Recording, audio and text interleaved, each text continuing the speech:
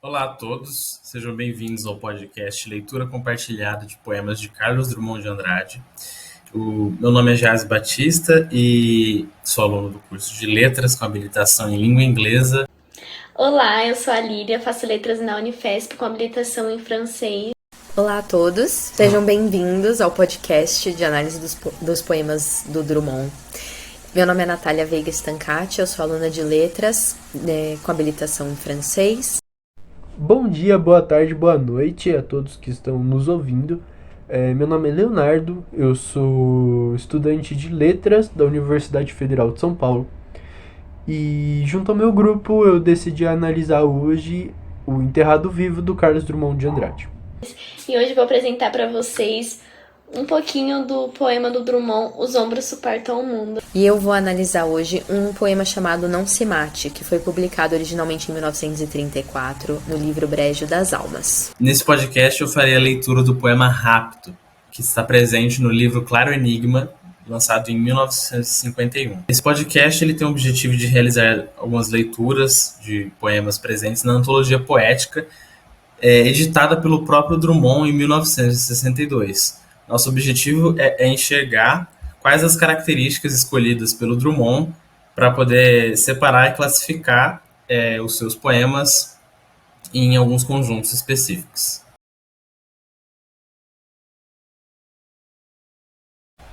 Bom, para começar, a gente vai dar sequência pela leitura do poema e depois eu vou explicar como que eu dividi, como que eu analisei esse poema e dar a interpretação. Rapto, Carlos Drummond de Andrade, Claro Enigma, 1951. Se uma águia fende os ares e arrebata, esse que é forma pura e que é suspiro de terrenas delícias combinadas, e se essa forma pura degradando-se mais perfeita se eleva, pois atinge a tortura do embate, no arremate de uma exaustão suavíssima, tributo com que se paga o voo mais cortante, se por amor de uma ave ela recusa o pasto natural aberto aos homens, e pela via hermética e defesa vai demandando o cândido alimento que a alma faminta implora até o extremo, se esses raptos terríveis se repetem já nos campos e já pelas noturnas portas de pérola dúbia das boates, e se há no beijo estéril um soluço esquivo e refolhado, cinza em núpcias, e tudo é triste sob o céu flamante, que o pecado cristão, ora jungido ao mistério pagão, mais o alanceia, baixemos nossos olhos ao desígnio da natureza ambígua e reticente. Ela tece, dobrando-lhe o amargor, outra forma de amar no acerbo amor. Bom, para começar, esse poema pode ser contado, já que é um bloco único, né, não é nenhuma forma fixa, não é um soneto, por exemplo. Ele tem 25 versos e uma única estrofe. E cada verso é um decassílabo, e geralmente com a acentuação ou na sexta e na décima, ou então na quarta, na oitava e na décima sílabas. E eu dividi esse poema em partes. São essas as partes aqui. Todas elas são iniciadas, de certa forma, com a palavra se, indicando suposições, né? E para começar assim a interpretação, depois dessa análise bem básica, né, a respeito da forma do poema, a gente vê aqui que, por exemplo, no verso 16 há uma perda de vogal, né? A vogal O de pérola, ela é suprimida para que durante a leitura em voz alta do poema, né, possa ser percebido o decassílabo, né? Se essa vogal O estivesse presente, não dariam 10 sílabas e a métrica seria quebrada. É um recurso que o poeta utilizou, essa síncope vocálica, para poder manter a métrica desse verso igual a dos outros. Como eu tinha dito anteriormente, né, a maioria dos decassílabos são heróicos, mas o verso 19 é sáfico, com a acentuação, né, na quarta, na oitava e na décima sílaba. Bom, ele está na parte 6 da antologia poética do Drummond. E o Drummond, o próprio Drummond, ele denomina essa divisão da parte 6 chamado conhecimento amoroso ou amar amaro. Amaro tem o significado, né, o sentido de amargo, e, portanto, isso ilustra uma visão, de certa forma, pessimista do autor em relação ao amor. Bom, eu dividi o poema em 6 partes, né, para dar sequência. E as 5 primeiras, elas podem ser vistas como condições, são diversas suposições, né, para uma conclusão, para uma opinião formada, estabelecida na última parte, né, na 6ª parte do poema. Cada parte eu dei um nome e a elas são atribuídas algumas referências, algumas interpretações do que elas podem significar dentro dessa estrutura do poema. Na parte 1, que são esses 3 primeiros versos, é recobrada uma imagem clássica, né, da mitologia greco-romana. Se uma águia fende os ares e arrebata, esse que é forma pura e que é suspiro de terrenas delícias combinadas, faz referência ao mito de Ganímedes e Zeus, no qual Zeus se disfarça de águia e sequestra, né, e arrebata Ganímedes para servi-lo e ser seu namorado no Olimpo. Isso, de certa forma, gerou uma revolta entre os outros deuses, entre seus irmãos, e essa é uma retomada clássica, uma dicção clássica que é presente em todo o livro, né, do Claro Enigma, e inclusive nesse poema. Em sequência, tendo relação, claro, com o choque que os outros deuses no Olimpo tiveram ao ver Zeus com um amante.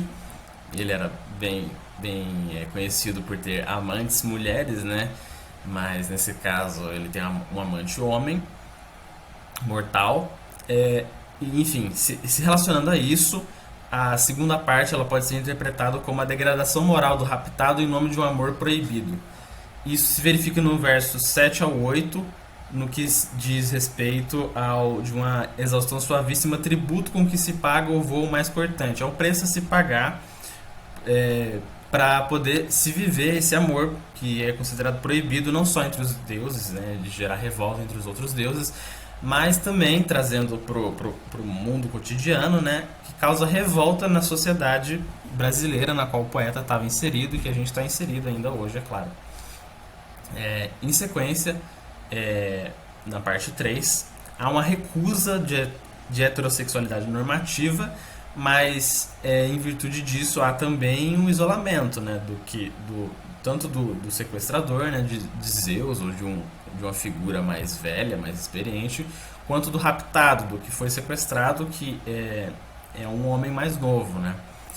E isso está presente no verso 9 ao 10 e no verso 11 ao 12. Eu vou reler aqui. Reler essa terceira parte inteira. Se por amor de uma ave, Zeus, ela recusa o pasto natural aberto aos homens, recusando um ambiente natural, né, convivido por membros que seguem essa normatividade, né, da sociedade brasileira, perdão. E pela via hermética e defesa vai demandando o cândido alimento que a alma faminta implora até o extremo. Esse cândido alimento pode ser, que é exigido, né, que é demandado, pode ser visto como o próprio amor, já que os dois amantes eles recusaram, né, a regra, a norma da sociedade, que seria o esperado. Eles ainda assim buscam o mesmo cândido alimento, o mesmo amor, mas de outras formas, né, que não sejam essas que estão presentes no pasto natural aberto aos homens. Pois bem, na parte 4 eu denominei chamado julgamento moral dos raptos e demarcações territoriais de onde estes acontecem, de onde estes ocorrem. Se eles não ocorrem no pasto natural aberto aos homens, eles têm que acontecer em algum lugar. E aqui diz onde acontece. Se esses raptos terríveis, por isso julgamento moral, se esses raptos terríveis se repetem já nos campos e já pelas noturnas portas de pérola dúbia das boates, aí está o lugar determinado onde ocorrem esses raptos, né? Esses tipos de relações. Noturnas portas de pérola dúbia das boates. É um ambiente noturno onde nem todos estão acordados, para não haver julgamento, para não haver agressões e tudo mais, né? E em boates, né, onde o pessoal se reúne para poder festejar esse tipo de amor que não poderia ser festejado em ambientes públicos e à luz do dia. Em sequência, a parte 5, ela pode ser enxergada, né, como angústia frente à esterilidade da relação homoafetiva. Isso está presente aqui no poema, nessa visão de mundo, nos versos 17 ao 19.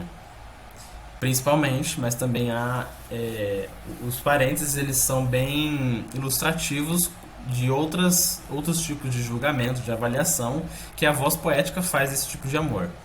E se há no beijo estéreo diz respeito, é claro, à relação homoafetiva entre dois homens, que não gera filhos, por isso é estéreo. E se há no beijo estéreo um soluço esquivo e refolhado, cinza em núpcias, e tudo é triste sobre o céu flamante, ou seja, esse tipo de relação, por não gerar filhos, por não ter prole, é triste, e que o pecado cristão, ora jungido ao mistério pagão, mais o alanceia.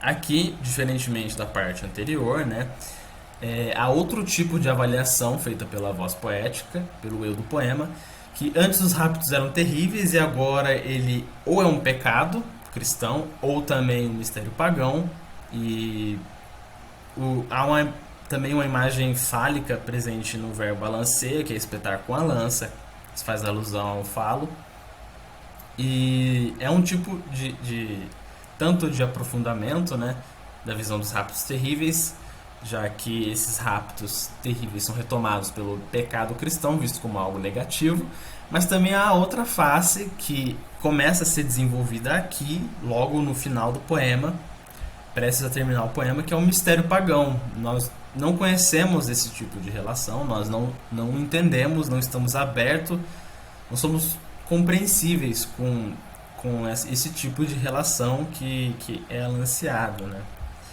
E por fim, a última parte do poema, ela pode ser entendida com esse título que foi dado a ela por mim. É uma exortação à tolerância, dado o caráter essencialmente amargo desse amor. Esse tipo de amor já é amargo por estar isolado da sociedade naquela época. O livro é de 51, dos anos 50. Se hoje ainda é mal visto, naquela época muito mais. Então, se esse tipo de amor já é amargo em sua essência, nós temos que ser tolerantes para que não fique amargo. E a gente vê isso nos versos 22 ao 25, em que diz: baixemos os nossos olhos ao desígnio da natureza ambígua e reticente. Ela tece, dobrando-lhe o amargor, outra forma de amar no acebo amor. O amor, como foi visto para o Drummond, já é algo amargo, acerbo, amaro, né? E esse tipo de amor homoafetivo entre dois homens, né, ele é mais amargo ainda, tem o dobro de amargor mais do que as relações comuns vividas pelos próprios membros, digamos assim, tidos como normais, entre muitas aspas, da sociedade da época em que esse livro foi lançado e escrito. Há, contudo, aqui, a fim de curiosidade, né, a interpretação, a análise do poema em si já foi feita, mas há uma polêmica tardia que aconteceu anos depois da publicação desse livro, e também, é claro, da antologia, em que o poeta, em 1984, ele deu uma entrevista e chegou a dar declarações polêmicas a respeito da homossexualidade. Ele chegou a dizer que ele nunca se sentiu à vontade diante de um homossexual. E isso soa contraditório, né? Porque no livro dele, ele escreve, né? Ele que escreve que nós devemos baixar os nossos olhos, nós devemos ser tolerantes a esse desígnio da natureza, visto como algo natural e também misterioso dessa forma de amor.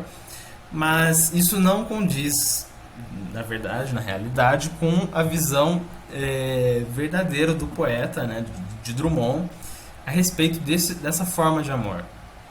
Já que no poema causa mistério, respeito, tolerância, mas na vida real chega a ser um motivo de incômodo.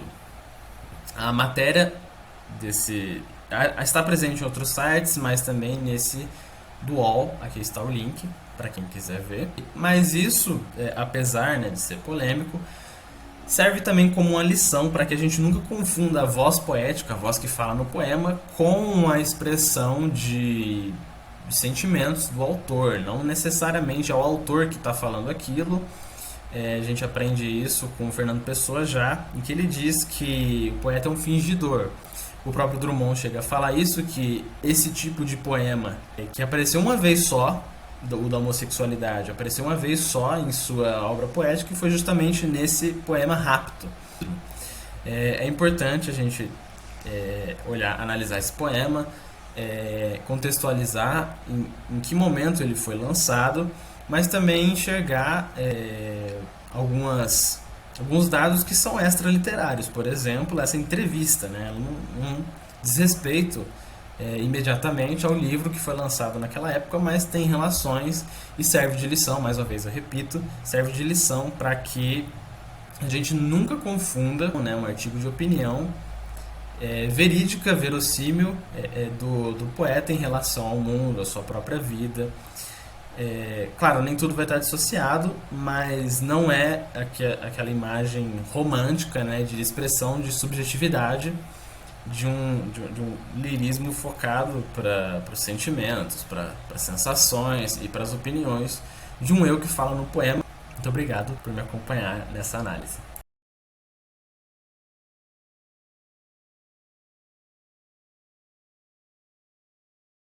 Antes de iniciar a leitura dele, vou situar vocês de em que época que ele ocorre. Ele foi publicado em 1940 no livro Sentimento do Mundo, e aí quando Drummond fez a antologia poética, ele reuniu esse poema dentro da parte da Praça de Convites, que é uma temática mais social. Nesse poema a gente tem uma abordagem direta da vida, que daí temos uma reflexão sobre a passagem do tempo, a perda do sentimento e a ressignificação diante das circunstâncias da vida. E é importante lembrar que ele foi escrito no período entre guerras. Agora eu vou ler ele para vocês. Os ombros suportam o mundo. Chega um tempo em que não se diz mais meu Deus. Tempo de absoluta depuração. Tempo em que não se diz mais meu amor, porque o amor resultou inútil. Os olhos não choram e as mãos tecem apenas o rude trabalho, e o coração está seco. Em vãos mulheres batem a porta, não abrirás. Ficaste sozinha, a luz apagou-se, mas na sombra teus olhos resplandecem enormes. És toda certeza, já não sabes sofrer, e nada esperas de teus amigos. Pouco importa, vem a velhice. Que é a velhice? Teus ombros suportam o mundo, e ele não pesa mais que a mão de uma criança. As guerras, as fomes, as discussões dentro dos edifícios provam apenas que a vida prossegue, e nem todos se libertaram ainda. Alguns, achando bárbaro o espetáculo, preferiram os delicados morrer. Chegou um tempo em que não adianta morrer. Chegou um tempo em que a vida é uma ordem. A vida apenas sem mistificação.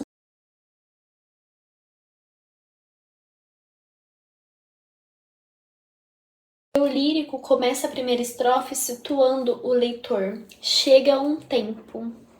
Que tempo é esse? Um tempo em que não se diz mais meu Deus, em que não se diz mais meu amor, e os olhos não choram, porque tem espaço apenas para o rude trabalho. Então a gente percebe aqui uma grande perda de sentimento, decorrente de tudo isso que está acontecendo nesse tempo cinza que chegou, sabe? Esse crepúsculo. Essas expressões, meu amor, meu Deus, elas se tornam inúteis. E isso sugere uma perda de fé e de amor, indicando uma fase de desilusão e de desapego. E como a gente sabe que a gente está aqui no período entre guerras, a gente pode supor, né, que o amor perdeu para a guerra. Na segunda estrofe, a gente começa: em vãos mulheres batem a porta, não abrirás. Aqui a gente tem um isolamento e uma total indiferença, assim. Então elas vão bater a porta e ninguém vai abrir. Então o eu lírico ele se torna indiferente à dor, ao sofrimento, porque ele já sofreu tanto que não dá mais. Ele quer viver assim, então ele vai apenas trabalhar, igual um robozinho que não vai questionar porque tá difícil, né? Então, os olhos estão cansados de tanto sofrimento e por isso que eles não choram. Na terceira estrofe, a gente começa assim: pouco importa, vem a velhice. Que é a velhice? Teus ombros suportam o mundo. Aqui a gente tem aquela tensão muito típica do Drummond, né? Entre o eu e o mundo. E os ombros suportam o mundo, mas ele não sente esse peso, porque aqui depois a gente vê que ele não pesa mais que a mão de uma criança. E a velhice não vai incomodar ele, porque ele já não tem perspectiva de futuro, de coisas que vai acontecer, coisas positivas, né? O sujeito é alguém que se tornou toda certeza e ele é incapaz de sofrer. Como vem dito isso várias vezes no poema de formas diferentes, né? E a vida, né, ela se fecha como ordem. A vida é simplesmente uma ordem, né? A vida apenas sem mistificação. Não tem segredo, não tem nada assim de novo. É todo dia a mesma coisa, é um saco, é uma merda. Ou seja, em resumo, a gente pode grotescamente dizer que o poema retrata um estado de apatia e desapego em relação à vida e às emoções. Ele destaca a ideia de que, em certo ponto, a vida vai se tornar até uma mera existência. Que você vai no automático, você não vai questionar nada, você vai ficar totalmente desprovido de sentimentos e de emoções, e ela vai ser apenas uma mediação da passagem do tempo e a aceitação da realidade propriamente dita como ela é, sem nua e crua, né? Então, como já foi dito, o título do poema é Não Se Mate, e ele começa assim: Carlos, sossegue. O amor é isso que você está vendo. Hoje beija, amanhã não beija. Depois de amanhã é domingo, e segunda-feira ninguém sabe o que será. Inútil você resistir ou mesmo suicidar-se. Não se mate, ó, não se mate. Reserve-se todo para as bodas que ninguém sabe quando virão, se é que virão. O amor, Carlos, você telúrico, a noite passou em você, e os recalques se sublimando lá dentro, um barulho inefável, rezas, vitrolas, santos que se persignam, anúncios do melhor sabão, barulho que ninguém sabe de quê para quê. Entretanto, você caminha, melancólico e vertical. Você é a palmeira, você é o grito que ninguém ouviu no teatro, e as luzes todas se apagam. O amor no escuro, não, no claro, é sempre triste, meu filho, Carlos. Mas não diga nada a ninguém, ninguém sabe, nem saberá. Nós temos aqui, a começar pelo título, sendo um apelo, né, uma espécie de um pedido, não se mate. E partindo aí pela primeira estrofe, esse pedacinho aqui em cima, nós temos um poema endereçado a si próprio, já que ele está falando com alguém de nome Carlos, né, bem como o próprio poeta. Também há uma espécie de sensação de conformismo, porque de alguém que simplesmente está dentro de uma situação e já não se rebela contra ela, apenas se conforma de aquela ser a sua atual situação.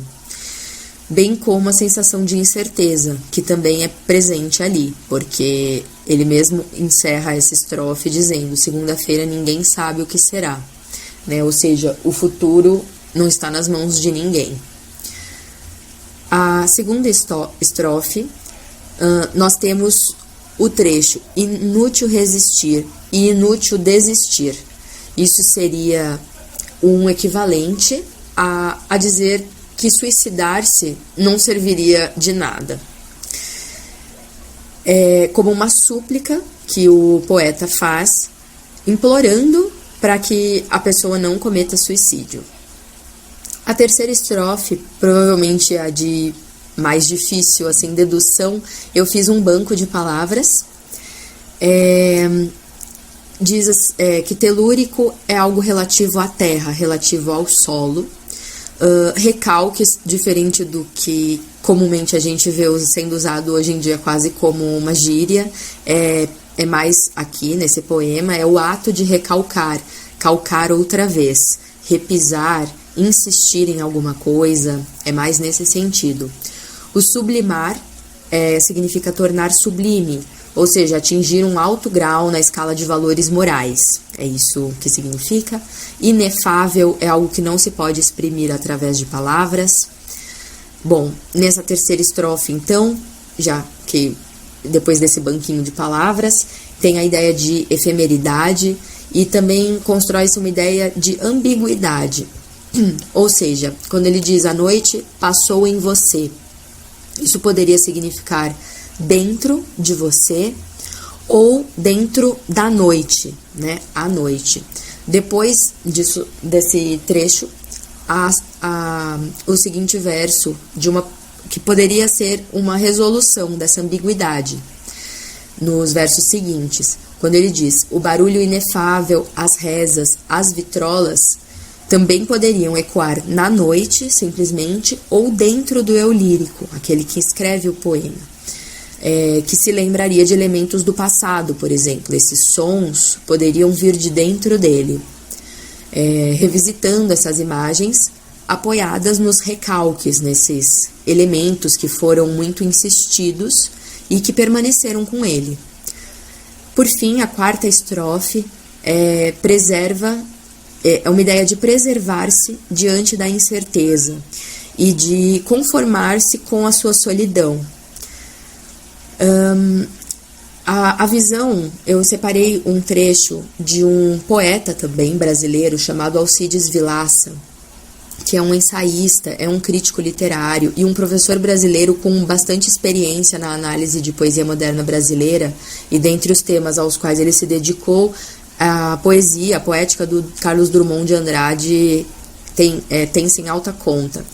E o Vilaça, esse outro autor, afirma que o Drummond tem uma relação com o modernismo, porque ele se utiliza de algumas técnicas e também dessa ideia de liberdade presentes no modernismo, mas ele não se identifica com um nacionalismo excessivo ou muita inventividade, por exemplo. Ele permanece num estilo mais tradicional, por assim dizer.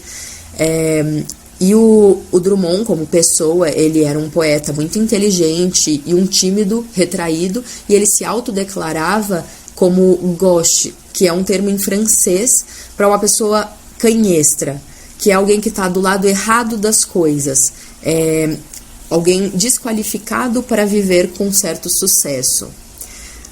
Seria uma vantagem dele como poeta, porque além de ser uma verdade, isso também seria um defeito, mas ao mesmo tempo faria ele ter essa visão mais franca dos elementos, ao passo que o faz sofrer, né? Lamentar-se com isso. Bom, esse fato de ele ser gauche, de não ter compromissos, ele poderia ser tão destrambelhado quanto ele quisesse, por isso que o Alcides Vilaça também considera isso como um ponto positivo do Drummond. Ele é livre de convenções, ele é livre para ser apenas ele, apenas Drummond. E a forma moderna de ser poeta vem justamente dele ser gauche e transmitir ao leitor a sensação de que nem tudo é vitória, nem tudo precisa ser um sucesso, as coisas podem estar no lado das sombras, e você pode se apresentar de forma meditativa e viver intensamente uma forma de vida. Então, ele acredita que esse lado dele, gauche, tenha permanecido até mais ou menos esse livro, em cujo livro estava presente esse poema analisado agora, o do Brejo das Almas, seguido depois por outros movimentos do poeta, que acompanhou seu amadurecimento e também, é claro, o contexto histórico, social e político em que ele estava inserido e foi passando por mudanças e se aprimorando ao longo da vida.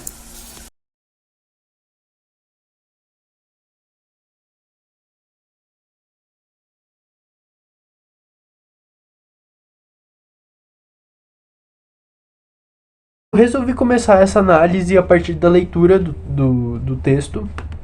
Então, aqui vai. É sempre no passado aquele orgasmo. É sempre no presente aquele duplo. É sempre no futuro aquele pânico. É sempre no meu peito aquela garra. É sempre no meu tédio aquele aceno. É sempre no meu sono aquela guerra. É sempre no meu trato o amplo distrato. sempre na minha firma, a antiga fúria, sempre no mesmo engano, outro retrato. É sempre nos meus pulos o limite, é sempre nos meus lábios a estampilha, é sempre no meu, não aquele trauma. Sempre no meu amor a noite rompe, sempre dentro de mim meu inimigo, e sempre no meu sempre a mesma ausência. Bom, o poema O Enterrado Vivo, ele retrata, do título até o último verso, a angústia, o sofrimento e o medo que o eu lírico sente. Em 5 estrofes de 3 versos cada, o eu poético evidencia sua desesperança, como alguém que está vivo, mas sepultado por ele mesmo, que repetidamente enxerga no futuro o pânico. Do ponto de vista estrutural dos versos, há a utilização de paralelismos sintáticos que repetem a estrutura de verbo seguido de adjunto adverbial e posteriormente o sujeito, ou seja, o sujeito é pós-posto, conferindo ao texto repetições, as quais vão contribuir para a construção de um eu poético que vive da repetição, que vive na mesmice da vida. Além disso, a acimação em sua maioria encadeadas, como em é sempre no meu trato ao amplo distrato, ou em é sempre no passado aquele orgasmo, conferindo um ritmo fixo e novamente repetitivo. Todos os versos são fechados. O que isso significa? Significa que toda a sua estrutura sintática está contida em um único verso, remetendo a um túmulo que dialoga diretamente com o título do poema. Não obstante, do ponto de vista lexical, o eu lírico parece pessimista com o futuro, ao mesmo tempo que ele idealiza um passado que um dia foi um presente, entre o medo do futuro e o perfeito do passado. Outra questão recorrente é a utilização de palavras como guerra, pânico, fúria e trauma, que remetem ao sofrimento, ao medo e à morte, assuntos que estão no íntimo do eu lírico. Então, para fechar, para concluir, é nítido que, tanto do ponto de vista sintático, estrutural dos versos, quanto do ponto de vista lexical, o Enterrado Vivo, ele traz alguém que está enterrado socialmente, mas que ainda está vivo. Então é um poema que mexe bastante com palavras fortes, então morte, fúria, trauma, garra e que ao mesmo tempo nos remetem à repetição da vida, nos remetem a um túmulo e é isso. Bom, esse foi o podcast de leitura compartilhada de alguns poemas do Drummond. Espero que vocês tenham gostado e que essas leituras tenham auxiliado vocês a como construir interpretações de alguns poemas do Drummond. Espero que tenha dado para entender um pouquinho, despertar sua curiosidade, para dar uma lida, para dar uma estudada, porque a gente tem um tempo curto e não dá para ficar se estendendo muito. Fiquem com Deus. Eu espero que tenham gostado, que tenha sido de algum proveito e até a próxima. Obrigada por ouvirem. Tchau, tchau. Obrigado por ouvirem. Até mais. Muito obrigado e até mais.